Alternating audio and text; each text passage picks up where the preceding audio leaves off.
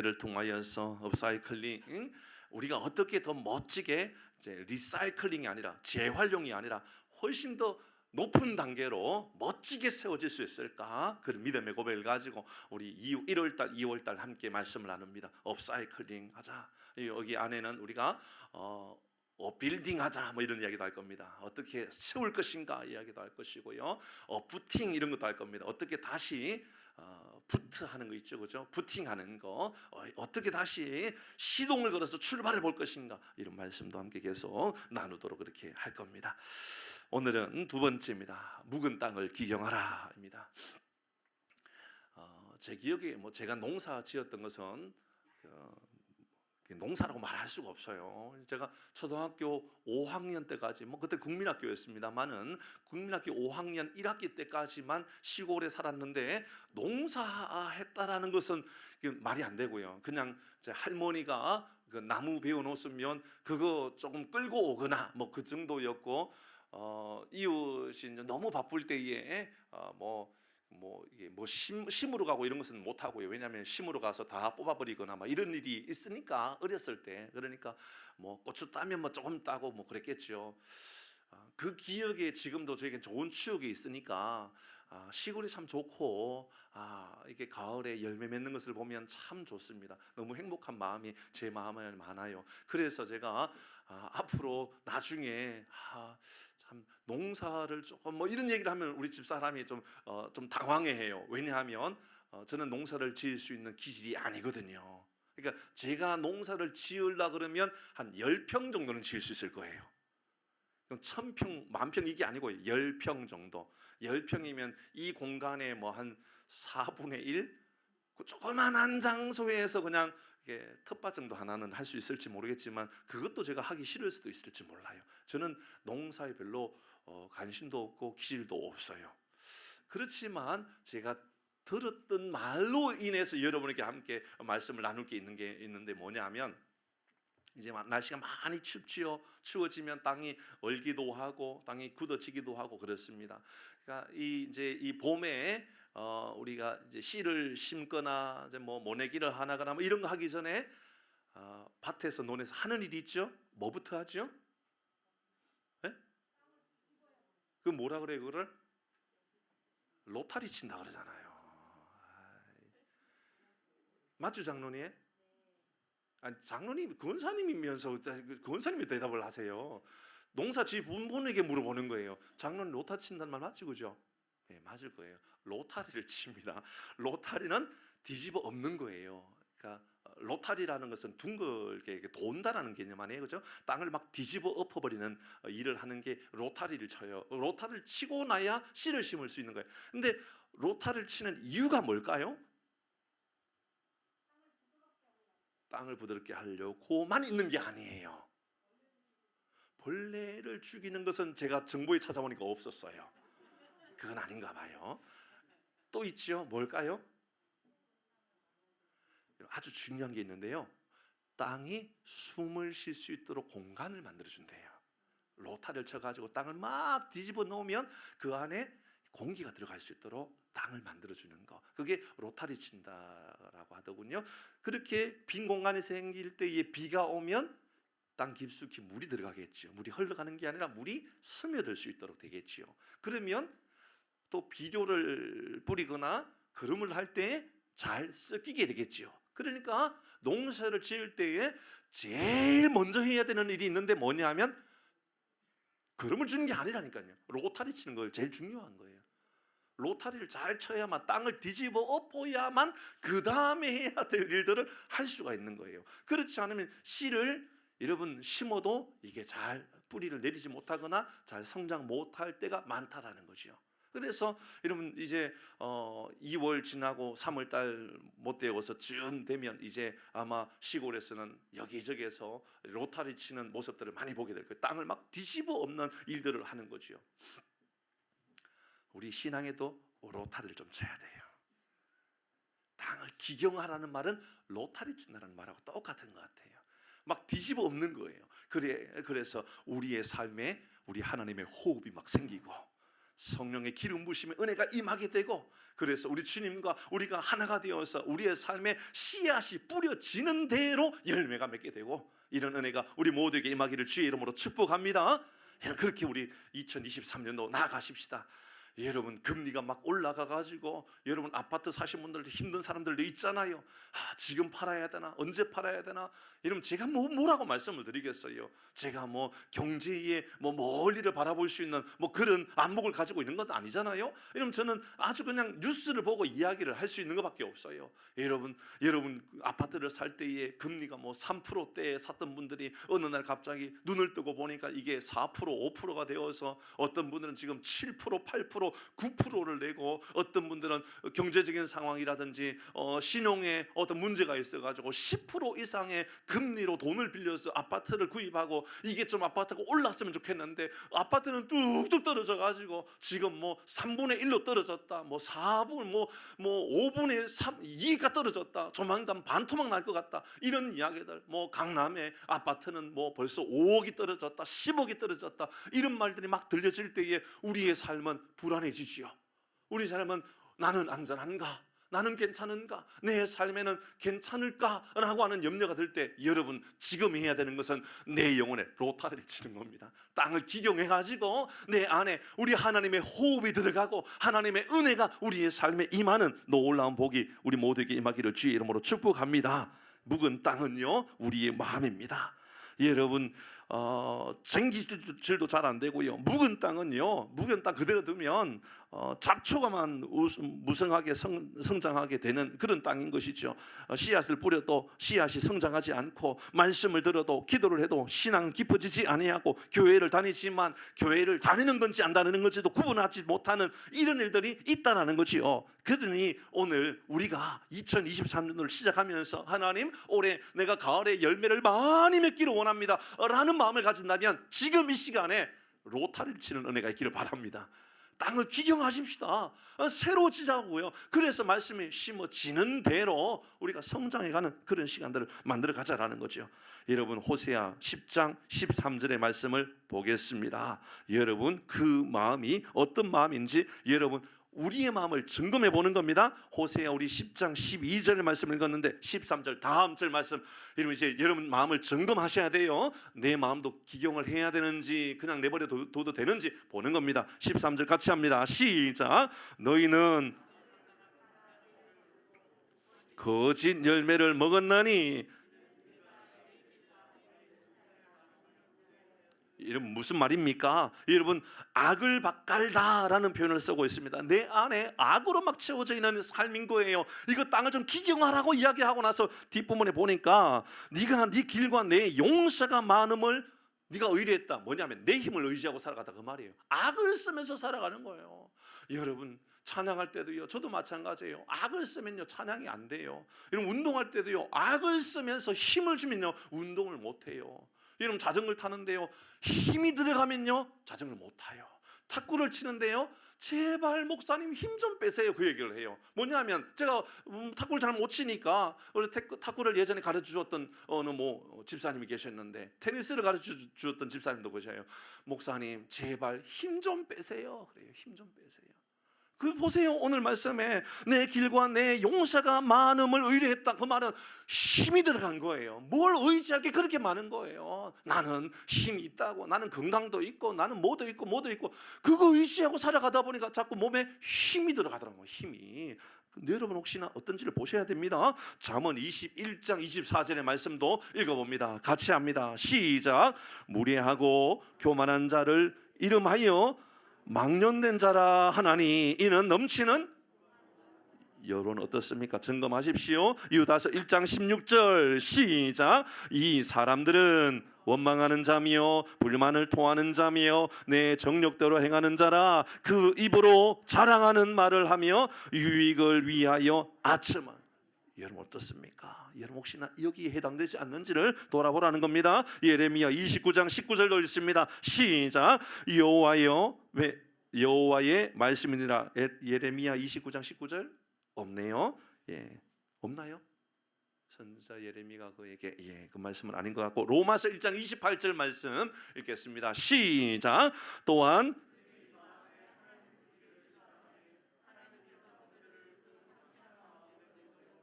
교회를 나오지만 억지로 끌려 나오면서 그 마음에 하나님을 두기를 싫어하는 일들이 있을 수 있다라는 거죠. 에베소서 5장 14절도 있습니다. 시작. 그러므로 이르시기를 잠자는 자여.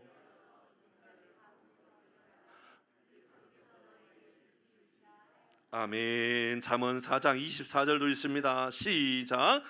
구부러진 말을 내 입에서 버리며 삐뚤어진 말을 내 입술에서 멀리하라. 여러분 몇 가지 점검을 했어요. 뭐냐 하니까 우리의 삶의 예배 자리에 앉아있지만 말씀이 안 들려요. 말씀이 안 들리니 마른 뼈같이 인생이 계속 말라져 가는 거죠. 영혼이 계속 이렇게 그렇게 말라져 가는 겁니다. 여러분 너무너무 힘든, 말씀의 자리에 앉아 있는 것만으로도 너무너무 힘든 사람이 있다는 겁니다. 여러분 묵은 땅, 이런 굳어진 마음을 의미하기도 하고요.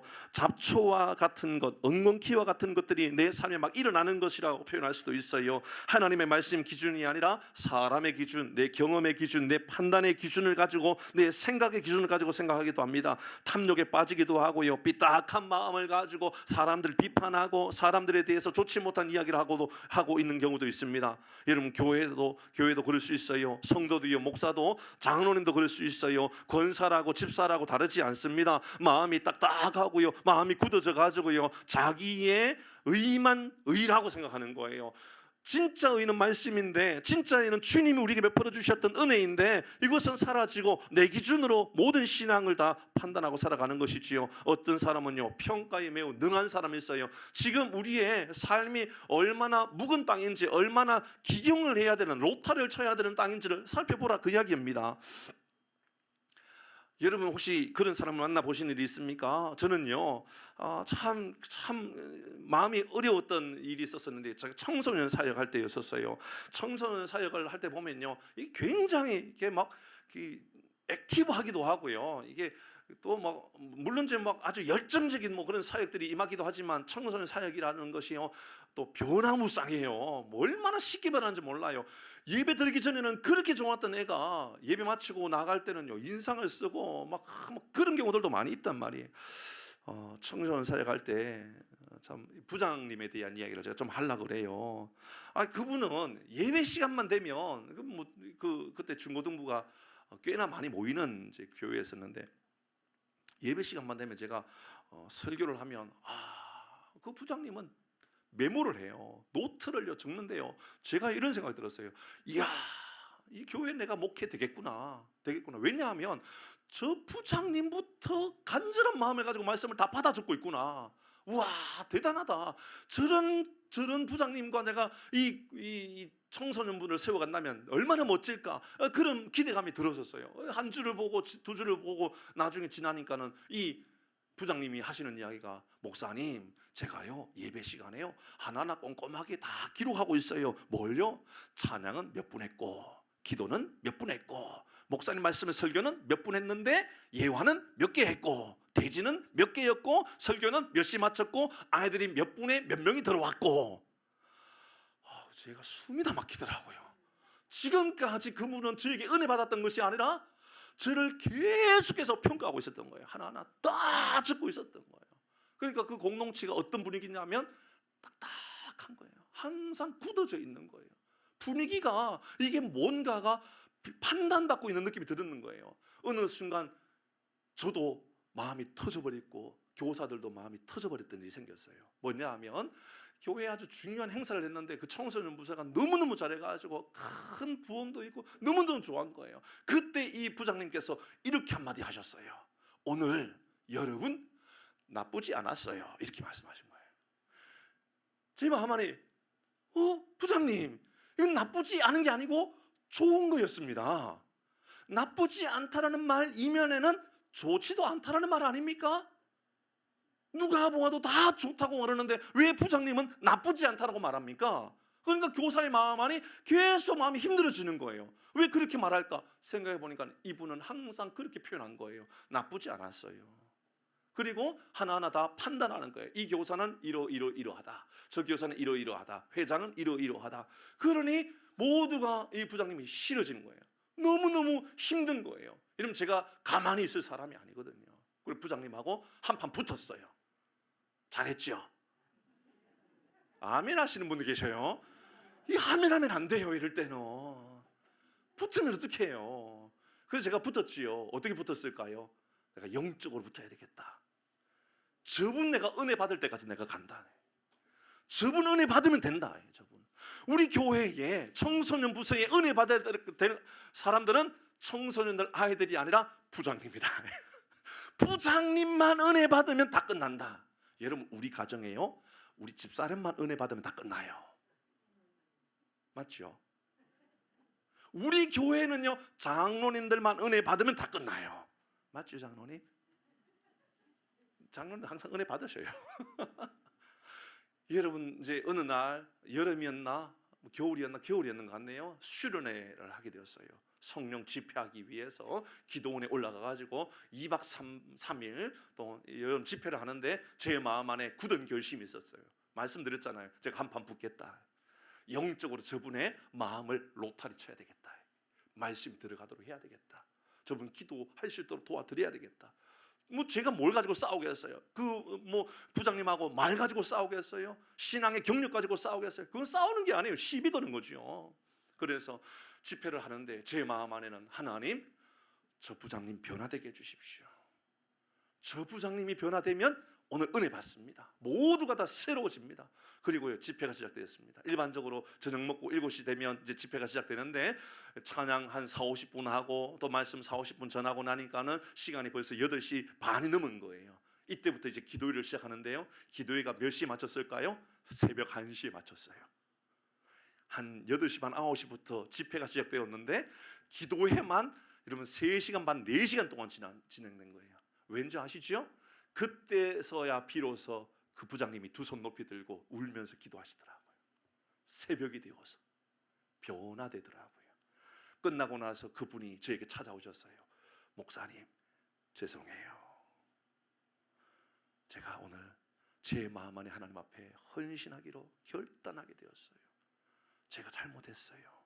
제가 사람들을 판단하고 비판하고 사람들에 대해서 세워주기보다는 사람들의 마음을 계속 상처를 주었던 게 바로 저였던 것 같아요. 여러분, 그렇게 끊임없이 우리의 삶에 로타를 치려고 계속 변화하려고 애를 쓰니까 여러분, 결국은 다 변화되어지고 모든 공동체가 새로워지는 것을 제가 경험하게 되었습니다. 여러분, 묵은 땅은 여러분 어떤 땅입니까? 여러분 자신의 경험을 지나치게 의지해요. 경험이 나쁜 게 아니에요. 잘 들으셔야 돼요. 여러분, 묵은 땅은요, 예수 믿는 사람에게 묵은 땅이라고 하는 것은요, 자기 경험을 의지해요. 자기의 의가 기준이에요. 자기 생각이 기준이에요. 이게 왜 묵은 땅이죠? 여러분, 예수 믿지 않는 사람에게는요, 다 그렇게 살라고 그래요. 이 예수 믿는 사람과 예수 믿지 않는 사람의 가장 큰 차이는 바로 이 부분이에요. 잘 보시면요, 예수님을 의지하고 예수님이 기준이고 말씀이 기준이 되어야 되는 것, 이거 예수 믿는 사람의 마음의 고백이지요.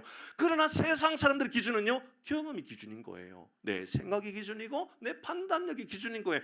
그러니까 이게 세상 사람들의 기준인 거죠. 예수 믿는 사람에게 있어서는요, 이걸 뒤집어 엎는 게 로타리 치는 거예요. 이걸 뒤집어 엎고 이제 내가 말씀의 기준으로 내가 살아봐야 되겠구나, 내가 은혜로 살아가야 되겠구나, 이렇게 바꾸는 것, 이것이 바로 우리의 믿음의 고백들의 아주 중요한 결정인 것이죠. 예수 믿어도요, 묵은 땅이 있다니까요. 예수 믿어도요, 삶의 기준이 말씀이 아니고 믿음이 아니고요, 여러분, 자기 의가 나타나는 거, 나 자신을 자랑하는 거, 내 생각이 기준이 되는 거, 경험만 세워가는 것, 이게 바로 우리가 땅을 기경해야 될 가장 중요한 고백이라는 것이죠.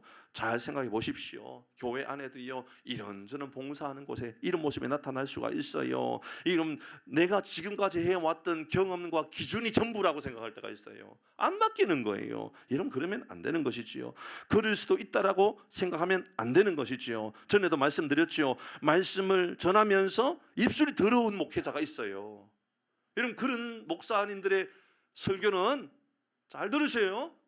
아무리 재미있어도 설교 듣지 마세요, 여러분. 혹시나 기독교 방송에 나오는데 저 목사님이 너무너무 재미있는 거예요. 그런데 입술에서는 좀 거칠어. 간혹 욕도 한마디 툭툭 던지기도 하고, 또 이 색 드립을 친다라고 그러죠. 야한 농담도 막 툭툭 던져요. 그런 설교 나오거든요. 보지 마세요, 여러분. 다른 기독교 방송으로 돌려버리세요. 왜요? 여러분의 마음이요, 무거지기 때문에 그래요. 저래도 되는구나라고 생각하는 거예요. 목사님이 저러는데 뭐 우리가 저러는 거 어때? 이렇게 생각한단 말이죠. 그러니까 우리 삶의 기준이 정확해야 돼요. 여러분, 삶의 기준이 말씀이 되기를 바랍니다. 삶의 기준이 내 경험이 되면 절대로 안 되는 거예요. 그러면 왜 이런 묵은 땅이 되었을까요? 이런 묵은 땅이 된 이유가 있어요. 세상이 좋아서? 아니에요. 마음이 두 개여서 그런 거예요. 오늘 호세아서 10장 말씀인데 다 읽고 싶었지만 여러분 10장 2절 말씀을 볼까요? 이게 바로 우리의 마음에 묵은 땅을 만들어가는, 여러분 딱딱하게 굳어지게 만들어가는 요인입니다. 2절 같이 합니다. 시작.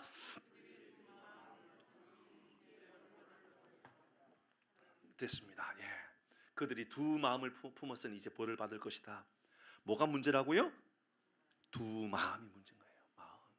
두 마음. 이런 두 마음은 여러분 알고 있는 것처럼 하나님을 믿노라라고 하면서 바알 함께 섬기는 거예요. 하나님을 따른다라고 하면서 바벨론으로 끌려가고 있는 거예요. 내 삶을 바벨론 줄에 뚝 서가지고 거기 끌려가는 거예요. 여기 따라가면 내 영광이 있다라고, 여기 따라가면 내가 출세의 길이 보장된다고, 여기 따라가면 나도 잘 될 거라고, 이런 바알을 섬기는 거예요. 그렇게 우리도 바벨론으로 끌려가는 우리의 모습이 나타날 수 있다는 것이죠. 사단의 전략 가운데 가장 기가 막힌 전략이 바로 이 두 마음이에요. 사탄의 전략, 예수를 못 믿게 하는 거예요. 믿으라는 거예요. 예수를 믿는데 세상도 아름다우니 세상도 좀 즐겨라, 그런 마음을 주는 거예요. 이게 두 마음이거든요. 교회 가라는 거예요. 그런데 이번 주엔 안 가도 되지 않느냐, 다음 주 가면 되지, 이런 말을 주는 거죠. 이런 설교 많이 들었을 거예요. 헌금하라는 거예요. 그런데 생활할 거 다 하고 써야 할 거 다 지출하고 남은 거 드리면 되잖아 라는 거예요. 여러분 남던가요? 아니요. 생활은요, 돈이 아무리 많아도요 남지 않아요. 기가 막혀요. 그래서 이 경제 논리라는 것은 여러분 쓰면요 쓰는 대로 써야지는 거예요. 이상하지요? 통장에 있는 돈은요 멀지 않아 다 가지고 가요. 누군가가 다 가지고 간단 말이에요. 그게 우리 삶이거든요. 그러니까 잘 기억하셔야 돼요.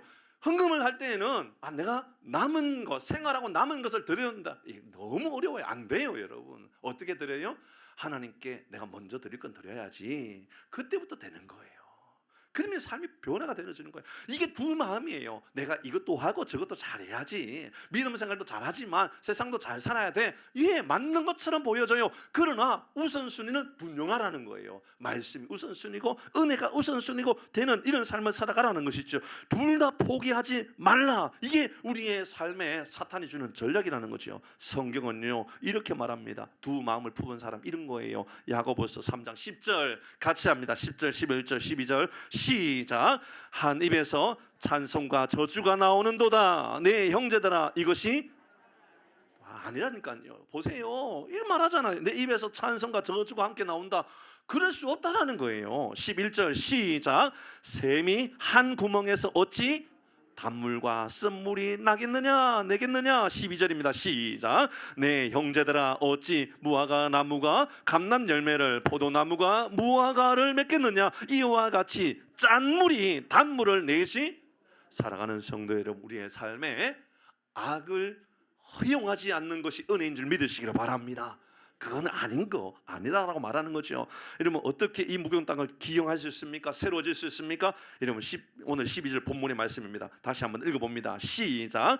너희가 자기를 위하여 공의를 심고, 여기까지만 읽습니다. 여러분 보니까 두 가지 이야기예요. 먼저 뭘 말하느냐면 공의를 심고 뒤에는 인애를 거두고, 이게 두 가지 기경하는 방법이에요. 우리의 말씀을 로타리 치는 방법은요 이게 두 가지가 필요해요. 하나는 의를 심는 거예요. 이 의는 너희가 자기를 위하여 공의를 심고 라고 하는 것은 내 공의, 내 정의를 심으라 그 말이 아니에요. 하나님의 공의를 내 마음 안에 받아들여라, 인정해라.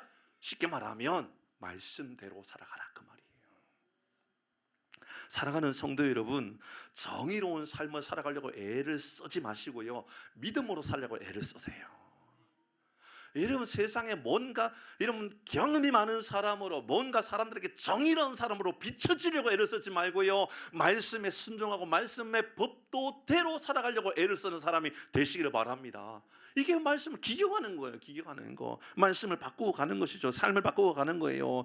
이 정도는 죄도 아니야. 봐, 목사님도 장로님도 다 그렇게 살잖아. 이런 그런 거 허용하면 안 되는 거예요. 말씀 앞에 나 자신을 드리는 거죠. 나의 죄에 대하여 좀 정직해지는 거예요. 나의 죄 앞에 조금 더 세심하게 세밀하게 바라보는 거예요. 그러면서 냉철하게 이건 아니구나라고 판단하라는 거예요. 다른 사람 판단하지 말고요. 말씀으로 나의 삶을 판단하는 거예요. 그걸 뭐라고 그러죠? 거울 앞에 나 자신을 비추는 거랑 똑같은 거예요. 거울 앞에 나 자신을 비추면 내가 다 드러나잖아요. 말씀에 비추면 내가 드러나는 거예요.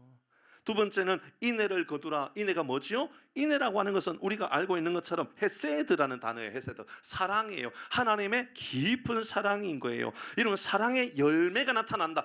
여러분, 나 자신에 대해서 말씀의 기준으로 딱 비춰지면 죄가 막 나타나고요. 내가 이렇게 못됐구나, 내가 이렇게 잘못됐구나 보일 거거든요. 그때 우리가 해야 되는 건요, 이제 하나님이 내게 베풀어 주셨던 사랑을 회복하는 거예요. 하나님, 내 마음 안에 사랑이 회복되어지기를 원합니다. 은혜가 회복되어지기를 원합니다. 이 믿음의 고백을 가지는 거예요. 그래서 호세아 오늘 10장 12절에 공의를 심고, 뭘 심어요? 공의를 심고 하나님의 말씀을 심고 열매는 뭘 거두어요? 인애, 사랑을 거두고.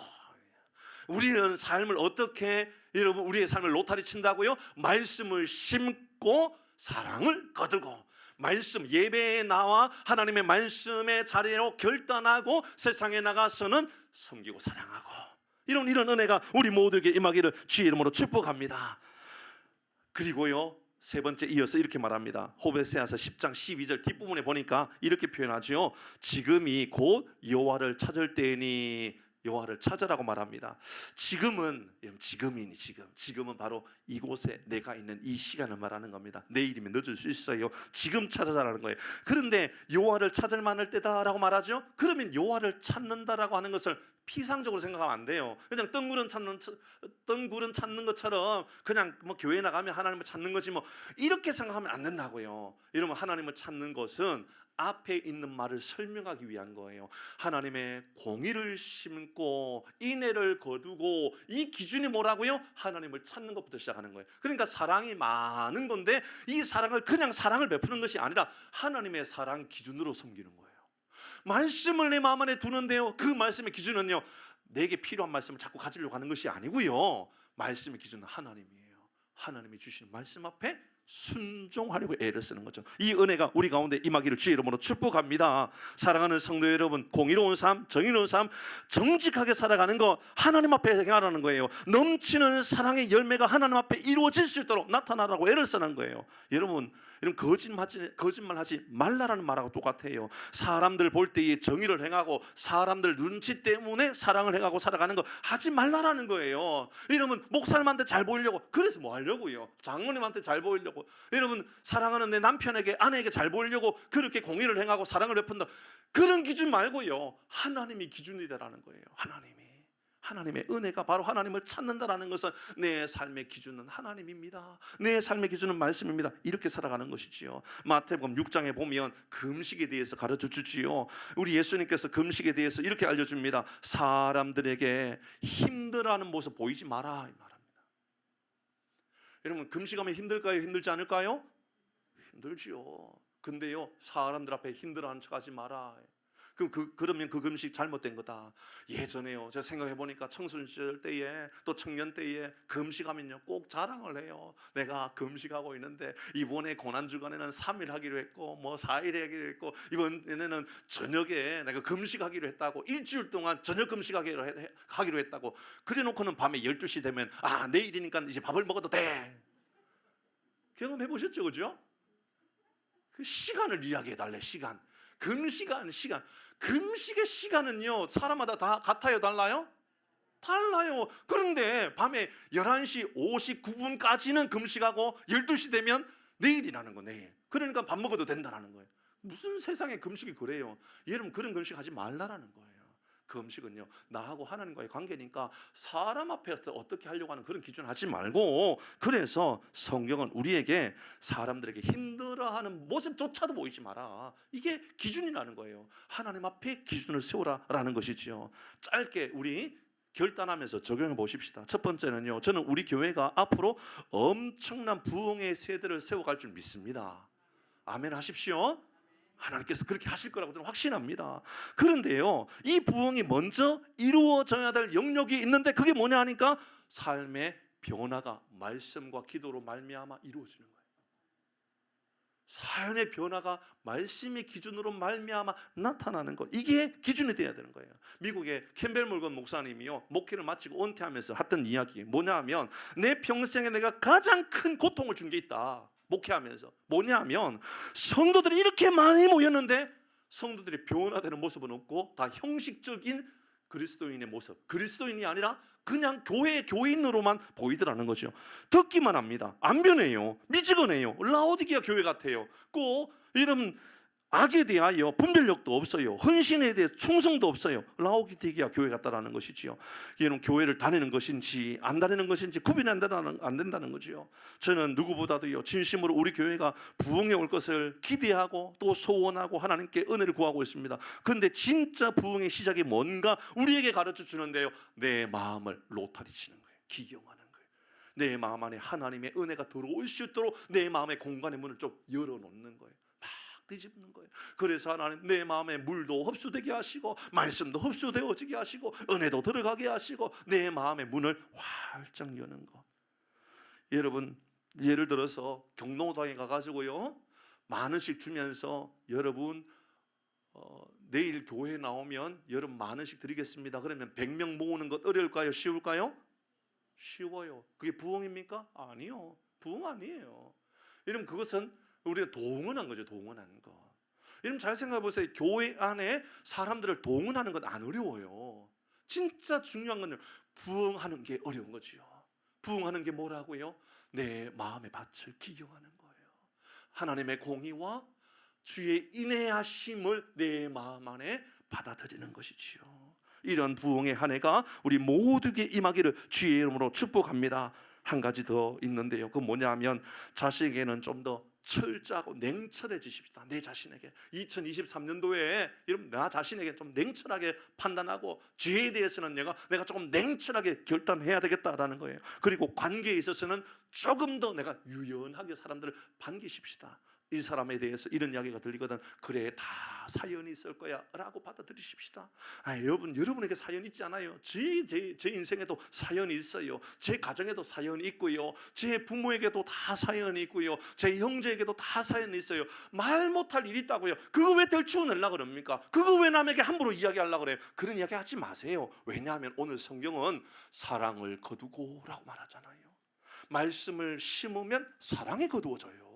이게 성경의 법칙이라고요. 그러니 우리 교회가 앞으로 나가야 할 길이 있다면, 여러분, 우리의 삶에 말씀을 심고 사랑을 거두고 이런 은혜가 임하기를 바랍니다. 여러분, 어느 날 이제 가룟 유다가 예수님을 팔아서 넘기려고 할 때에 많은 군인들이 왔었어요. 그러니까 베드로가 화가 나가지고 칼을 들어가지고 말고의 오른쪽 귀를 잘라버렸어요. 맞죠, 그죠? 화가 난 거예요, 베드로가. 예수님을 볼 때는 예수님을 위한 건 맞아요, 안 맞아요? 맞지요. 정의롭잖아요. 예수님의 기준이 아니고 베드로의 기준, 베드로의 경험, 베드로의 의로 볼 때는 말고의 기가 아니라 목도 베버리고 싶은 마음이 들지 않겠어요? 그게 잘못된 게 아니라고요. 다 그렇게 판단한단 말이에요. 예수님이 뭐라고 말해요? 말씀을 보십시오. 잘 기억하셔야 됩니다. 마태복음 26장 52절 이렇게 말합니다. 해 아래 새 것이 없죠. 52절 시작. 내 칼을 도로 칼 집어 넣어라. 칼 함부로 휘둘지 마세요, 여러분. 여러분이 가지고 있는 칼 있잖아요. 말이라고 하는 칼 있잖아요. 말. 그죠? 판단이라고 하는 칼 있잖아요. 그거 다시 집어 넣으세요. 함부로 그렇게 하면 안 돼요. 이런 그것은 우리가 해야 될 영역이 아니라고 말해요. 이 칼집에 칼을 꽂아 넣어라. 칼을요, 보관하는 게 더 중요한 거예요. 차를 타고 운전할 때요, 차가 얼마나 잘 나가느냐보다도 더 중요한 게 있어요. 뭐지요? 제동력이에요. 브레이크가 잘 잡혀야 돼요. 자동차가요 200km, 300km 가는 것도 이러면 할 수 있겠지만 그보다 더 중요한 것은요, 위험한 상황에 브레이크를 탁 밟았을 때 차가 잘 서는 게 더 훨씬 더 중요한 거예요.